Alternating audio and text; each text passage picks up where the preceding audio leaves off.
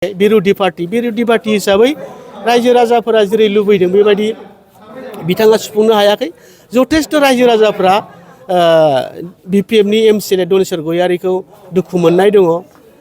बिथांमोना जेरैबायदि सहाय मोनोमोन बेबायदि सहाय मोनाखै जोंनो बेखौ फोरमायदों।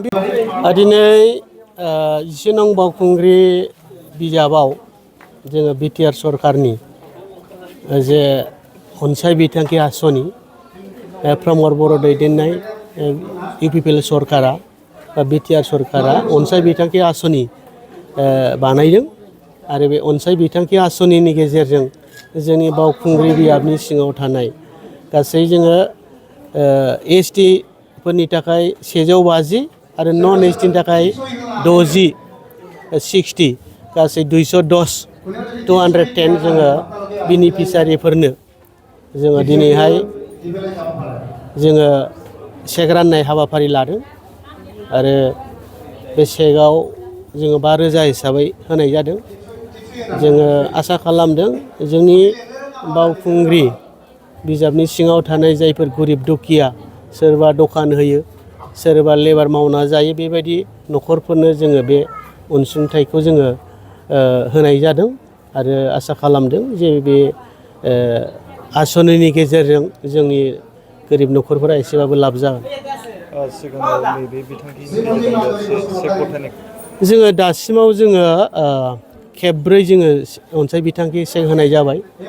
मोनसे समस्थियाव जोङो 200 टारगेट हिसाबै जोङो बोसोरै मोनबाय थादों आरो देग्लायहाय नन एसटि बानायनायखाय जोङो 10टा जोङो बारायनो जों मोननो हादों बा 210 देग्लाय जोङो मोनदों। गासै जोङो 800 जननि बारा जोङो गोरिब न'खरफोरनो जोङो अनसुंथाइ जोङो होनो हाबाय होननानै जोङो फोरमायनो हायो।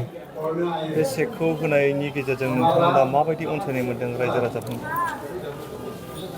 जोङो रायजो राजाफोरनि सायाव जोङो जेब्ला जोङो खामानि मावो बेहाय बिथांमोना जोङो आसनिनि गेजेरजों बा आसनिनि बाथ्राफोरखौ रायज्लायनायाव बिथांमोना मोजां पजिटिभखौनो बुंदों, मोजां मोनदों। माने गोदोहाय बेबायदि आसनि गैयामोन बा हाग्रामा महिलारि दैदेननाय बिपिएफ सरकाराव बेबायदि आसनि गैयामोन। दिनैहाय प्रमद बर' दैदेननाय इउपिपिएल सरकारा जोंनि काउन्सिलानो एक्सट्रा आलादा निजा मोनसे आसनि बानायनायनि गेजेरजों जोङो गुबुन गुबुन आसनि जों मोननो हानायाव जोङो जोबोद गोजोननाय दङ होननानै बिथांमोना गोजोननाय फोरमायो। बे हिसाबै जोङो रायजो राजाफोरा जेरैबायदि जोङो बे आसनिफोरखौ जोङो रायजो राजाफोरनो होनाय जादों बिथांमोना जथेस्थ जोंनि फारसे जोंखौ सहाय खालामदों आरो जोंखौ मोजां मोननाय मोनसे बिथांमोना फोरमायदों।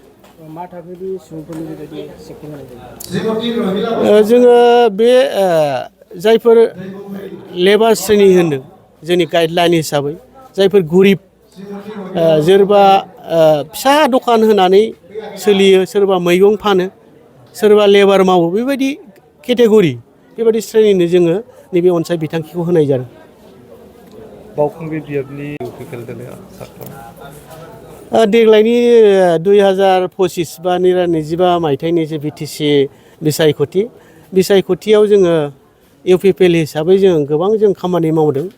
जोङो टप टु बटम जेरै हाइ कामान्डआ अर्डार होदों बे अर्डार मथे खामानि मावनायाव जोङो जथेस्थ जोङो इउपिपिएलआ गोख्रों जाबाय होननानै जों बुंनो हायो। मानोना जोङो गामि गामि न'खर न'खर जोङो थांनानै जोंनि सरकारनि माखासे आसनि आरो जोंनि पार्टिनि जे माखासे मावनो गोनां उद्देश्य थांखिफोर जों बेखौ फोरमायनानै जोङो रायजो राजाफोरजों सावरायदों। बेहाय रायजो राजाफ्रा जथेस्थ गोजोननाय मोनदों आरो जोंखौ जथेस्थ सहाय खालामदों, सापर्ट खालामदों, मदद खालामदों। बे हिसाबै जोंनि जे मोनसे पार्टिनि मोनसे डाटा बादियै जोङो जथेस्थ जोंनि सापर्टार जों मोनबाय आरो बे हिसाबै जोङो 2025आव जोङो बावखुंग्रियाव इउपिपिएल हिसाबै जों देरहासार जागोन होननानै जोङो बुंनो हायो।